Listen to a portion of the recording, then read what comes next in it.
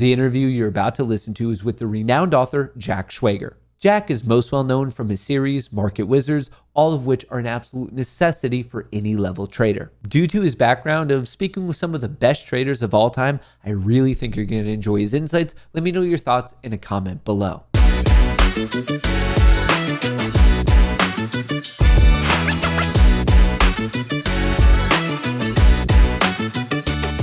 Jack, you're a man who's had the unique opportunity to be around, speak with, and even interview some of the best traders that this world has ever seen. So my question to you is, can people make money trading? Can the markets be beaten? The answer is yes, definitively, but it's not easy. So, and I can say that definitively. I've got, people know me through the Market Wizards series of books and so forth, but I've written other books on the markets, and one of them was Market Sense and Nonsense, in which I have a whole chapter on what's wrong with the efficient market hypothesis, which basically at its core is the idea that the markets can't be beat. Now, for most people, that's actually a good way to think of it. Most people would be better off putting their money in an S&P index fund, low-cost index fund, and just leave it and do nothing. Because most people don't have an edge in the markets, don't know how to trade, and they're just going to do worse.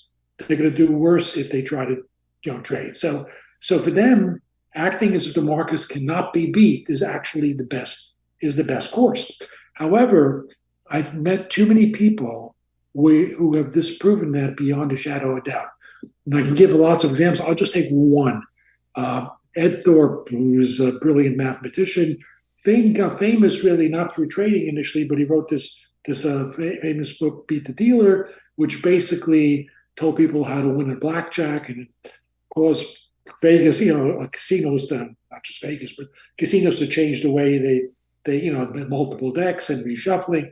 And there was even talk about, should we rub this guy out? I mean, all of that. But that's where he started. Then he turned his expertise, his mathematical expertise, to markets. Now, he ran a fund. He ran two funds, but the first fund he ran 19 years, 3 down months. In all 19 years, okay? And all of those down, all three were less than 1% down, okay? So I did just a simple probability calculation using a binomial distribution and just assuming that the simplifying assumption is his gains were equal to his losses, which is actually not true because his gains were larger on average than those three losers. And I came up with the probability that getting that track record was less likely, significantly less likely, than randomly picking one atom from the entire mass of the Earth, not just the surface, but the entire mass, and then doing another random pick and ending up getting the same atom. Literally, mathematically, the odds of doing that are better than getting Thorpe's record if the markets were efficient. So, I mean, there are, people say, well, if you get enough people, some people will do great. Yeah, but they won't have 19 years with only 3 losing months. Those type of records are impossible. So there are people who have, by their performance, have just disproven this idea that the markets can't be beat. So bottom line, it certainly can be done, but it's not easy. It almost sounds like you're saying most of the time it's efficient, but there's almost pockets of inefficiency, and the great traders seemingly always are taking advantage of that. Yeah, it's the markets act. There's a lot of randomness in the markets, but there's enough non-randomness for people who find their sweet spot, whatever their technique. And everybody I've interviewed has had a different way of doing this, but they found their way of getting those spots. Where the markets, where there is a bit of non-randomness, where the odds are better than 50-50, and they have the patience to wait for those opportunities and not to trade all the time. I'm so happy that you brought up Ed Thorpe. Folks, if you're listening to this and you don't know who that gentleman is, you got to look into him. Truly crazy story, but I want to share a story with you. I was in college, as a college student would do, in the library, pushing off doing homework and projects, and I was just kind of walking around, and I actually came across Ed Thorpe's book, and I was like, oh, that's interesting. So I picked that up, and then from there, I actually got led to some of his other books. I believe the main one with the market was A Man for All Markets. So I read that, and I was like, oh, this is kind of interesting. Man for All Season, or maybe I put up a Something K. like that. Yeah. So I read that one and I was like, oh, this is kind of interesting because I studied computer science. I was like, I wonder if there's like a mathematical way to actually do this. And then that actually led me to a Larry Williams book, The Long-Term Secrets of Short-Term Trading. And I really liked it. The issue was every example in it, almost every example, related to futures trading. And I barely heard of stocks. I barely heard of options. And I definitely never heard of futures. So the first thing I do is like, okay, what are futures? And that's actually how I came across your book. I believe it was a complete guide to the Yeah. futures market. So I read Yes. that one and I recognized your name. And it was years later where Aaron was like, oh, you have to read Unknown Market Wizards by Jack. I was like, I don't think that's the same guy. So most people I know in the world know you because of your series of Unknown Market Wizards.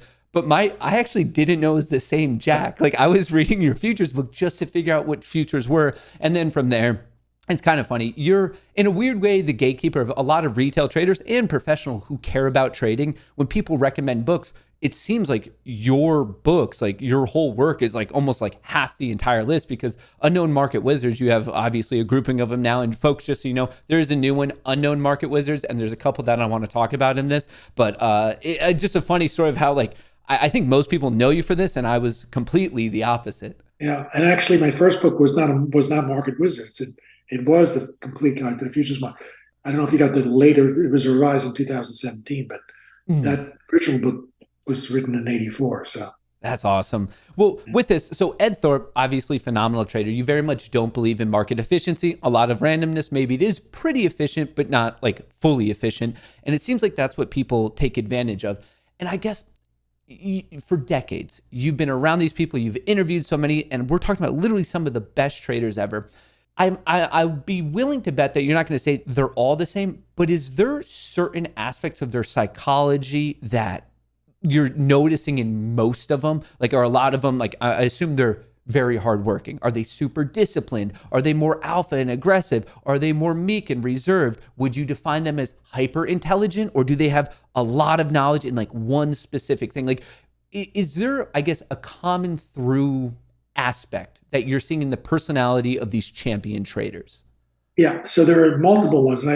You hit on a couple in your question, and a couple which are not typical. So first thing I would say is that there is no common personality. Okay, they're very very different. Like any random group of people would be very different. So some of them are very aggressive. Some are very shy. Some are very liberal. Some are very conservative. Some are very fit. Some are out of shape. I mean, Huh. all walks of life, no commonality. But here's a lot of things that they do share. And you mentioned a couple of them. Hard work. People, ironically, people want to get into markets because they think it's an easy way to make a lot of money. But the irony is that the people who make a lot of money are almost inevitably really hard workers, many times to the point of obsession. Um, Discipline was another one you mentioned. Absolutely critical. So these traders tend to be very very disciplined. That is a common trait. It's probably no accident among the five Market Wizards books that I hit upon three Marines, ex-Marines, I should say, because that is the type of mentality that is geared for the markets, that discipline aspect. Then there are some very other important points. I mean, a lot of them, but just let me mention a few, which are the most critical. The understanding that trading is not about making money, but it's about not losing money, and that belief that risk management supersedes all is very common, almost among every trader. Right there are a couple of maybe exceptions, but almost invariably that was a common trait. Um, and another one, I'll just mention one more: flexibility. These people tend to usually be the type that can change their mind, and not stick to this is my opinion. I'm going to stick with it. I'm right. The market's wrong. If they recognize that they made a mistake, they'll get out, and they'll even sometimes, reverse. So they have this great flexibility. Interesting. I appreciate that. So obviously, as you're going to hear from not only yourself, your books, and any other person who's been in the market, it's this concept of protecting your risk. What I find so interesting is it's so easily said, but what's going on psychologically that when we all get to that moment where we know we should cut because we all told ourselves that was the risk, the trade just didn't work out. What's going on? Why many people end up going further, taking a bigger loss than they anticipated, potentially blowing out their account. And then we have a small cohort of people who have that discipline, that the switches in their mind that they truly can pull off a simple basic plan, when the rest of us it's one of those things where it's easier said than done. Have you noticed a weird bridge there of how some people get to the other side? Well, sure. The basic thing to understand is that human nature is very poorly attuned to making correct decisions in the markets. In fact, Bill Eckhart, who was thinking the second market wizard, new market wizards, I think I'm getting him almost word for word here. He said, but human nature is so poorly attuned to trading that people will do worse than random. What he's literally saying is that, the old example that people like to say, well, you could take a monkey, you can throw darts on a Wall Street page and do as good as the as money managers in Wall Street. And he's not saying that. He's saying the monkeys could actually do better because the monkey is not inhibited by human traits, which are counter to winning in the markets.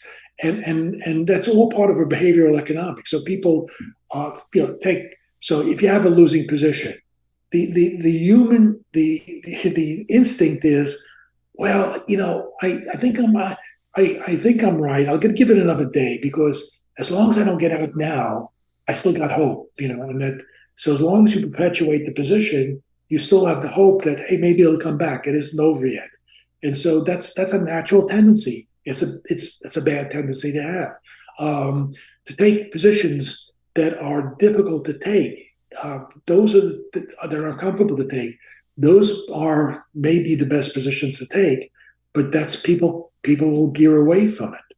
I mean, if you have the second or a couple of minutes, I give you a tangential story here on this. Like Joel Greenblatt, who ran the Golfing Fund, he eventually closed it because he just wanted to manage his own money and friends' money. But he later on went on and he had a website and he wrote a number of books.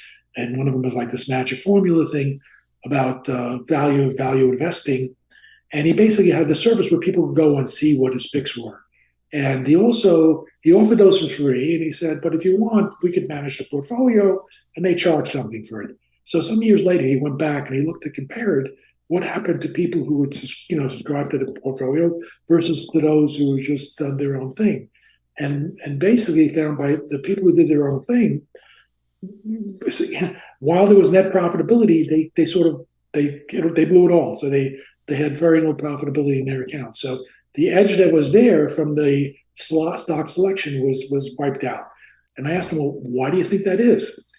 And he said, well, one reason, and this made perfect sense, is that when people made their choices instead of just doing all the recommendations, they tended to avoid the stocks that were most difficult, that had the worst stories, that were the most beaten down. So, and those tend to be the situations where they're very uncomfortable to take because it's all this press and everything that's negative at that point. And those tend to be the points where the markets, with those stocks are bottoming. All the news is out. So it's another example of human nature leading to the wrong direction. Man, I find this so all fascinating of what you're bringing up right now, because from one of your books, a quote I have on my own trading monitor, I believe it's from Bruce Governor, I want to say, but know where you will get out before you get in. I have that one basic line right here on my computer. My single favorite line in the whole Market Wizard series. Oh, really? Yeah, no, that's what I because literally, it's one of these things that at first when you start trading, it feels like there's so much to learn and it's very complicated. But by the time you get the other side of it, you're like, it's not much. For me, at least in my mind, it's the 90% discipline, the other 10% of knowledge of what to do. It can be taught, and like with rigorous study, I think you could learn it actually relatively quickly. I think the thing that stops people from being massively successful versus not isn't necessarily intellect and knowledge of certain instruments. It's just, can you stick to your plan? Does your plan have an edge? And can you stick to the plan that has an edge? And it's that thing that sounds so simple that's just not there. And that's exactly why I have the quote on my computer. It's just basically stick to the plan. Yeah, and that line that you brought up from Governor, know where you get out before you get in, is critical because it is a way of circumventing the emotional pitfalls of just holding on, holding on, holding on. Because if you make that decision before you get in, you've defined, okay, I think the market's going up, and if it goes down to this point, I'm out, and you know what that loss is, and you don't have to agonize what to do if the market goes down to that. Man. Also, you're making that decision at the point where you have objectivity, because the minute you put on a trade, you lose that objectivity. But before you put it on, you could say, well, it shouldn't go here, and not have to, and not have it clouded by false hope. Definitely. In the past, you've talked about how one of the ways that you end up picking the people in your books are you're looking for not just good traders, as in like big returns, but by your definition, spectacular. And I myself, if I talk to these people, I feel like I'd be dumbfounded because you've definitely talked to many spectacular people. You have Ed Thorpe. I don't know how many millions he ended up making, but he made many millions. In the most recent book, Jeff Newman, I want to say that was the crazy story of 2.5K to 50 million. And then historically, I think there was even people like Michael Marcus, 30K to like over 80 mil or something like Right. that. So it not only are you looking at spectacular traders, you're looking at like the outliers of outliers. And I guess in that, coming back from any of these interviews, was there one that like you're just like they're operating on another plane, or like the outliers of outliers all very similar, or was there one that you just walked away and like to this day you're still just shaking your head in disbelief that that type of person is here operating in the market? Well, probably a number of them. I mentioned Thorpe, but you mentioned recent book, Jeff Newman. Literally, to, Jeff Newman emailed me originally before. He just said, "You may not believe this, but here's my story," and he told me that that's what he made. And I said, "Look, I'm not planning another book." At that time, I wasn't, but within about a year, I decided to do this. What ended up being Unknown Market Wizards. And I said, "Well, hold your email, and if you can prove prove this to me, I'll be happy. I'll be delighted to interview you." And so then I decided to do a book. I said, "Okay, you show me your results." And I got all the statements going back, for 20 years, whatever it was, and it was real. So, and Wow. not only that, believe it or not, he's probably quintupled. It's at least since the last time I spoke to him. When I did the update, the Unknown Market Wizards, which included Mhm. sort of follow-up interviews. So he just kept on rolling. So that it's hard to that is a sort of an extraordinary story. And Mhm. you mentioned Marcus as another great example. Literally 30,000 to 80 million. Again, documented. So there's a lot of people that I interviewed that I just God, you know, Yeah. just mind-boggling. That's very impressive. I guess maybe a fun question is if you had $1 million in cash in your pocket right now and you had to give it to one of the people that you've interviewed in the past, who would you give that $1 million to like invest on your behalf? Just for safety's sake, if Thorpe is still managing money, I'd give it to Thor because he's just that return risk is unbelievable. Mm. But you know, quite in the most recent book, quite a number of the people in the recent book I'd be comfortable, giving money to. A number of them. I don't know if it's single out just half of them, but quite a few that had just extraordinary performance, consistent, and Newman we talked about, and there's a number of traders in London that I think were also spectacular that were in that book. Sal and Barge and Dhaliwal. So quite a few traders. Let's take that hypothetical to the next level. If obviously, I'm sure when you met them, they all had their own quirks and style. If you could create your quote unquote own perfect trader, would it be similar to one of these humans? Would you go straight AI system, like almost like emotionless, and just try to code in some of the knowledge? Like, I know we're getting really into the hypotheticals here, but if you could create your own trader, what would be some of the main things you would like assure are in this person? The risk management element and well, I should back up here. One problem is that it's hard to have the type of edge that some of these people have, which in many cases And I think of a lot of traders we just talked about, not in Thorpe's case. In Thorpe's case, he came up with creative mathematical inefficiencies in the market. But for the other traders,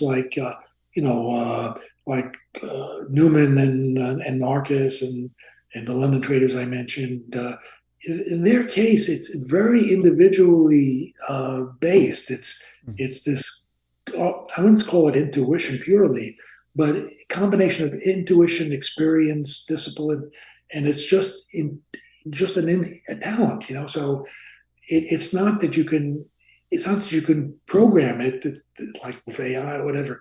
It's not like you can program it in any way. It's almost intrinsic to that person that they've got this combination of skills and traits. Just like in sports, you have some people who are exceptional in their sport, but no matter how hard any other people might try, they can never reach that level because there's something about the people who are the best in the world, and it can't be duplicated.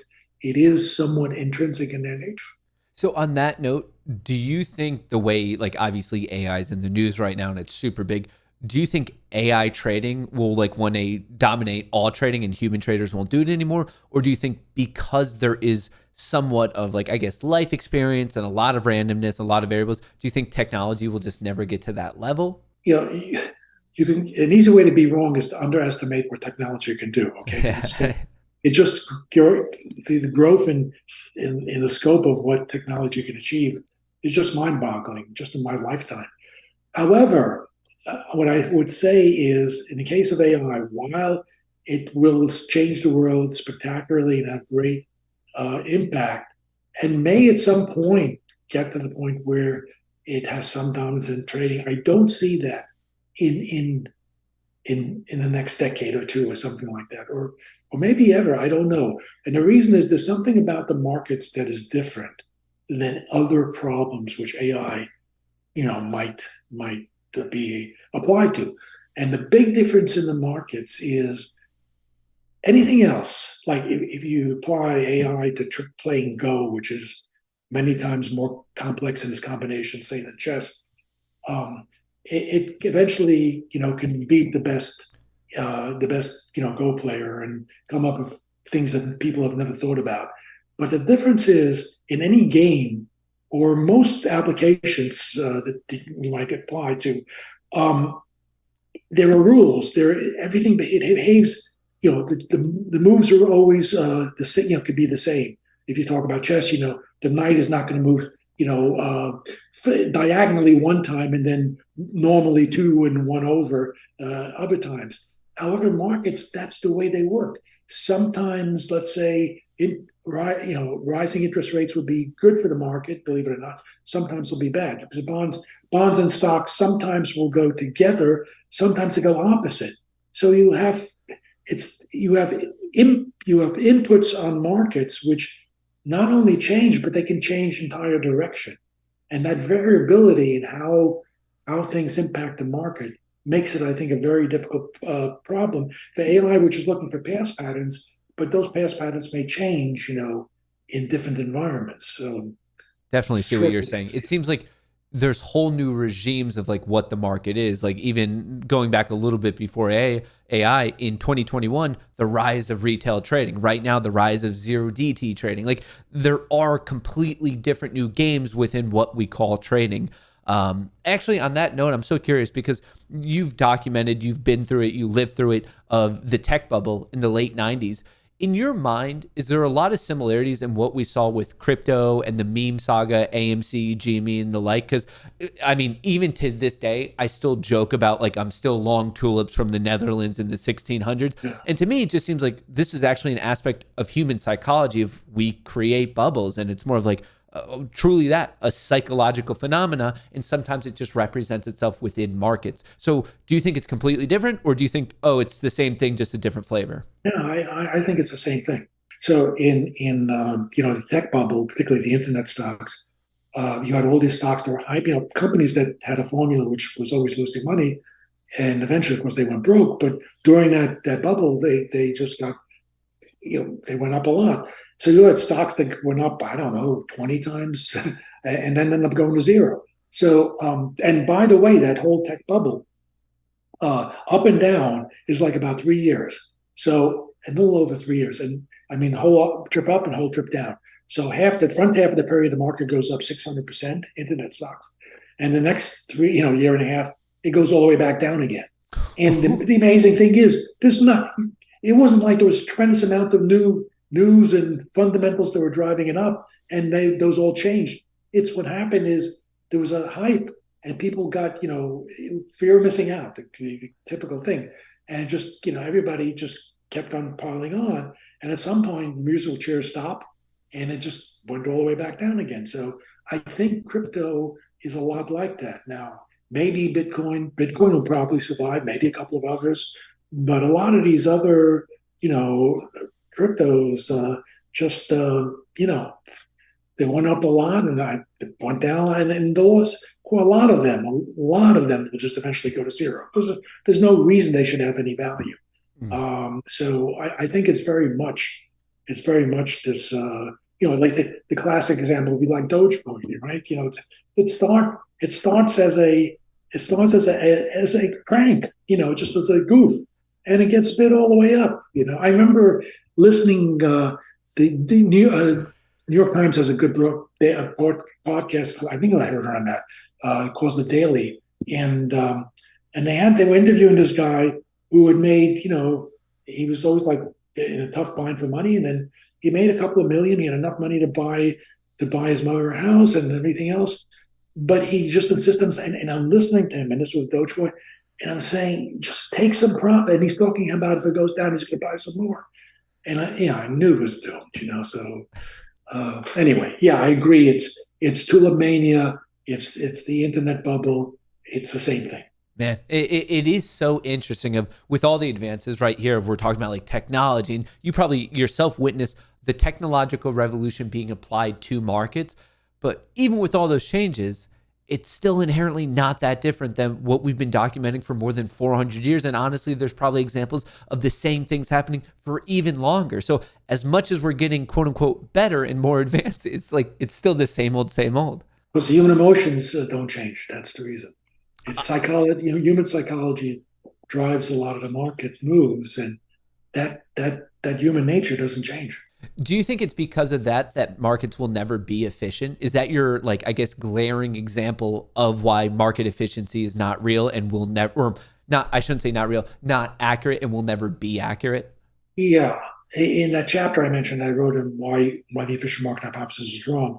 One of the things that one of the ideas in there is that what at its core, what's wrong with it is that it doesn't include it doesn't take into account human psychology, and because human psychology has such an impact on markets, any model that doesn't incorporate it cannot be right. So the efficient market hypothesis assumes that humans are rational. Well, we know humans are not rational.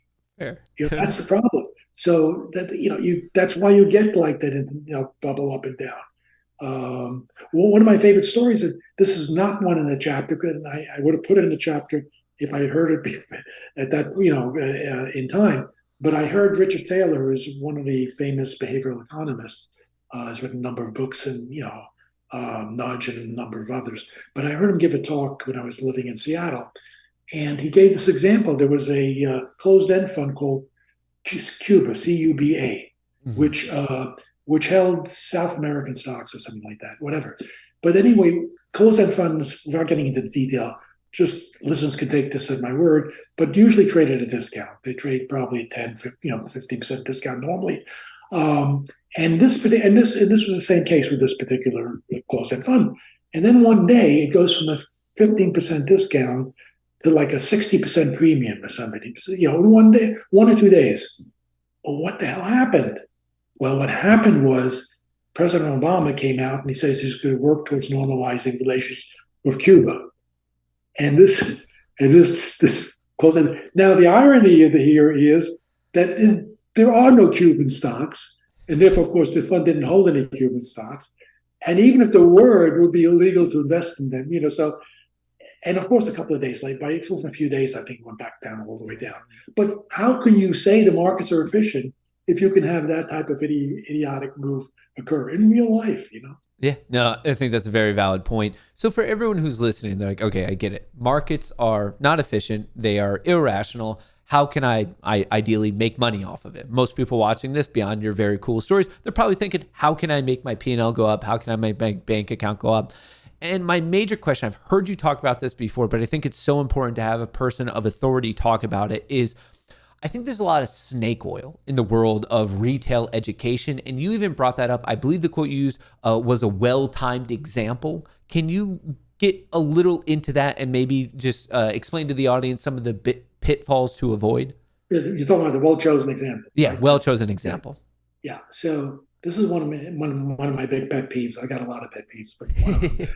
So this is you read these books, look at some of these books or articles or whatever, particularly articles, and they'll have some way of trading the markets, and they'll have an example, and it looks great, and wow, but you got to do this, right?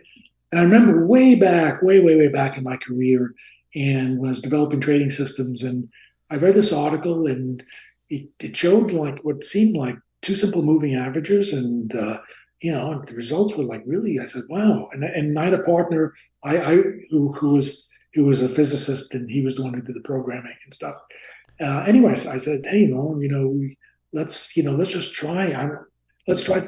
So we programmed it. He programmed it, and on a basket of markets. Well, big surprise. I think he programmed that on 20 different markets. Big surprise. The single best year and best market and the whole sample was the one in that article. And they worked spectacularly for that particular year and market. And if you looked at the whole sample of all the other markets, it basically barely made any money, and it wasn't anything. There was just nothing there. And I couldn't understand how that approach could be so good. Well, it was because of a well-chosen example. And that I find it over and over. So when I wrote my own book, the one that you mentioned originally, Complete Guide, I went out of my way not to take well-chosen examples. I mean, I of course had examples which illustrated the point, but made sure to show. In fact, I had a whole chapter. I think which the most important rule is when classical chart analysis fails. So that the failure of patterns is more important than the pattern itself and things of that nature. So people need to be very cognizant and cautious about when they read something and they see an example. Odds are that example has been well chosen. That is absolutely phenomenal advice, to the point that I think we should cut it there, because I want people that to stick in their mind. If people want to keep up with you and know what you're doing and your current, I guess, just like whether it's books or blogs or anything like that, what's the best way to keep up with Jack? Okay, so I'm on Twitter, and it's at Jack Schwager, just my name. Be careful, spell it right, because they're like cockroaches. These are just popping up, and they don't mean to do you any good. And then I don't do anything on my website. It's there, but it's Jack. It's again jackschwager.com. So my name.com. Perfect. And as far as the books, they're pretty much available anywhere, Amazon or anywhere else. Awesome. And folks, if you're listening, all those links will be in the description of the video. I'll put the right ones there, so it's just a click away. But obviously, from me and the audience, we truly appreciate your time. We appreciate your insights, and enjoy the rest of your day. Hey, I enjoyed talking to you. All right. Have a good one. Bye. Sure. Thanks.